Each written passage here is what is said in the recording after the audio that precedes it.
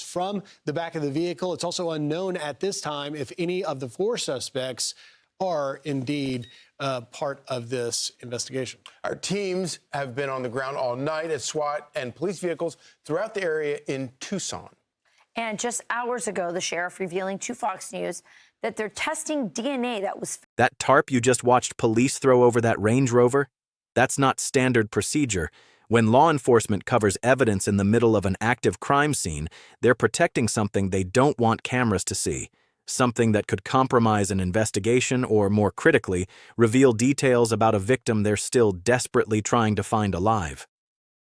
Nancy Guthrie, 84 years old, vanished from her upscale Catalina Foothills home in Tucson exactly 14 days ago.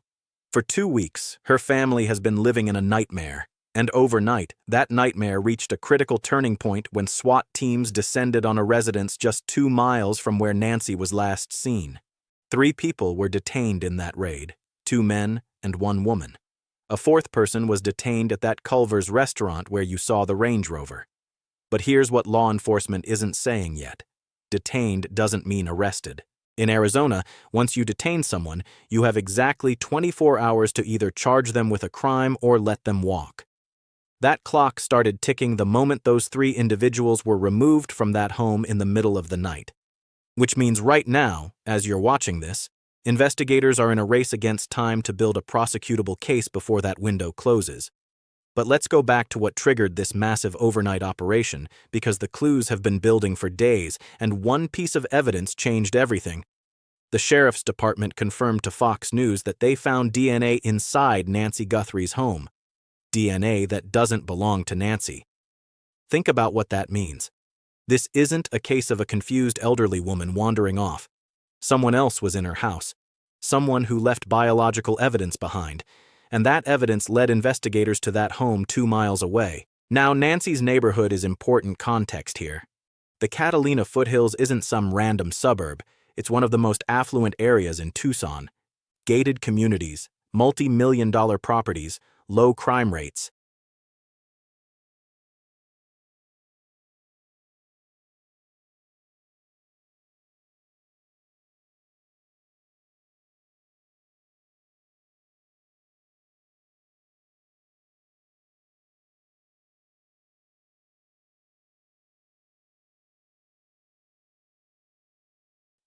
These neighborhoods have security cameras on every corner, doorbell cameras on every porch, and neighbors who notice when something's out of place.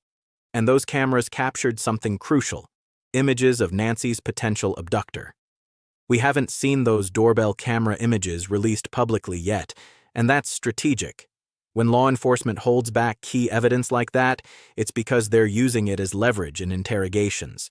They want suspects to slip up, to contradict what investigators already know is on that footage.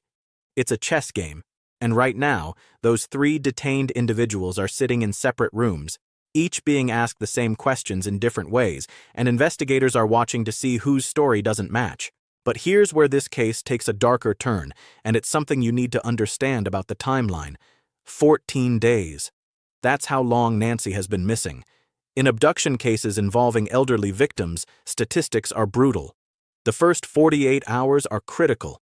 After that, the likelihood of finding the victim alive drops dramatically. Nancy's residence. Same personnel involved, same urgency. That's not a coincidence.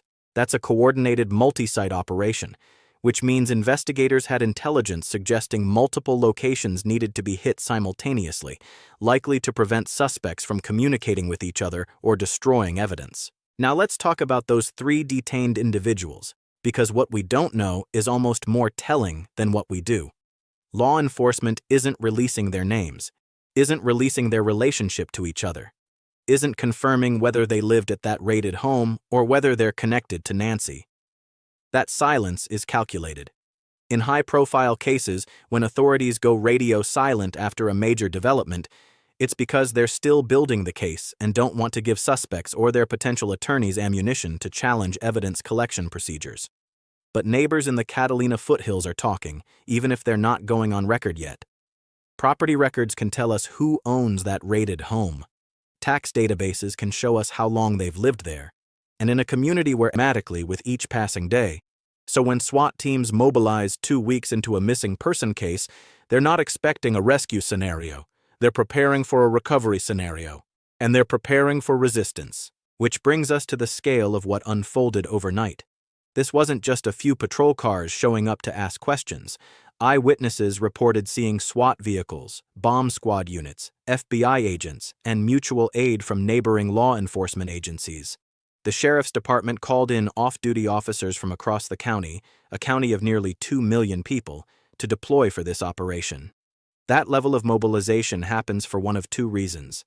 Either they believe they're about to recover Nancy alive and expect armed resistance, or they believe they're about to recover evidence of what happened to her and need massive resources to process a crime scene. And then there's the Range Rover. Silver gray, towed on a flatbed truck, partially covered with that tarp you saw. Officials haven't confirmed whether that vehicle is connected to the investigation, but think about the logistics. That traffic stop happened at the exact same time as the raid on the home 2 miles from Nancy.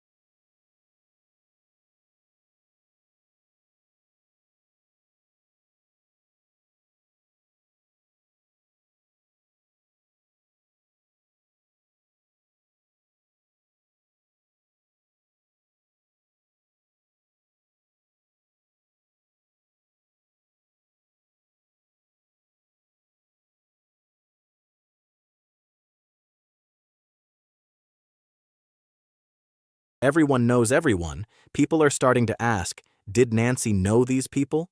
Was this a stranger abduction, or did she open her door to someone she recognized? Here's what makes this case particularly haunting. Nancy Guthrie isn't just a statistic. She's somebody's mother, somebody's grandmother.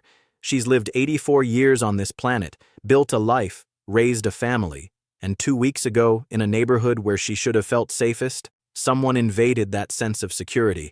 Her family has spent 14 days not knowing if she's cold, if she's scared, if she's hurt, if she's calling out for help. That's the human toll behind every SWAT vehicle you saw in that footage. And investigators know that toll. It's why you saw the Pima County Sheriff's Department refuse to hold a press conference despite public pressure for updates. It's why they're not releasing information that could jeopardize the investigation. Because if there's even a 1% chance Nancy is still alive, they can't risk a detail leaking that causes a suspect to panic and make an irreversible decision. But there's also a strategic reason for the information blackout.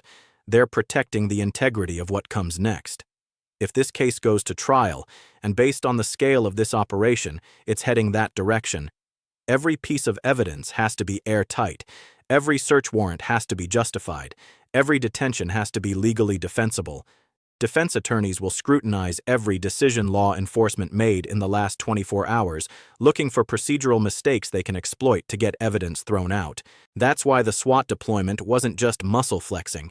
When you send in a tactical team instead of regular patrol officers, you're documenting that you had legitimate reason to believe the situation was high risk. You're creating a legal record that justifies the level of force used, the speed of the raid, the surprise element. And when suspects' attorneys inevitably argue their clients' rights were violated, prosecutors can point to that SWAT deployment as evidence that officers' fears were reasonable given the circumstances. So where does this leave us right now, in real time? Those 3 detained individuals are either talking or they're not. If they lawyered up immediately, which is likely given the severity of what they're potentially facing, interrogations become limited. But if even one of them is cooperating, trying to cut a deal, that changes everything. Because in multi-suspect cases, the first person to flip usually gets the best deal.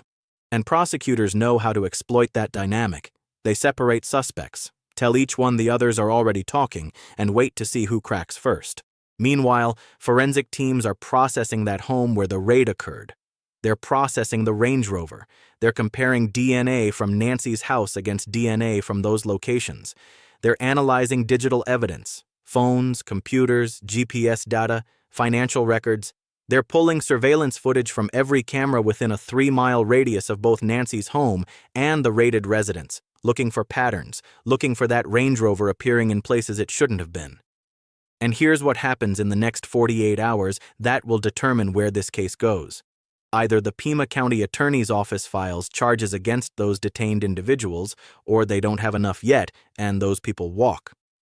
If they walk, it doesn't mean they're innocent. It means investigators need more time to build an airtight case. But it also means the public pressure intensifies, the media scrutiny increases, and Nancy's family has to endure more days of uncertainty. This case is now at that critical junction where it either breaks wide open or it stalls. Evidence either confirms a narrative investigators can prove beyond reasonable doubt, or it doesn't. Witnesses either provide testimony that holds up under cross-examination, or their stories fall apart. And somewhere in Tucson, whether in a location investigators have already searched or one they haven't found yet, there are answers about what happened to Nancy Guthrie. The question isn't whether law enforcement will solve this case. Based on the resources being deployed, they're treating this as solvable. The question is whether they solve it in time to bring Nancy home alive, or whether this becomes a recovery and prosecution case. And for her family, that distinction means everything.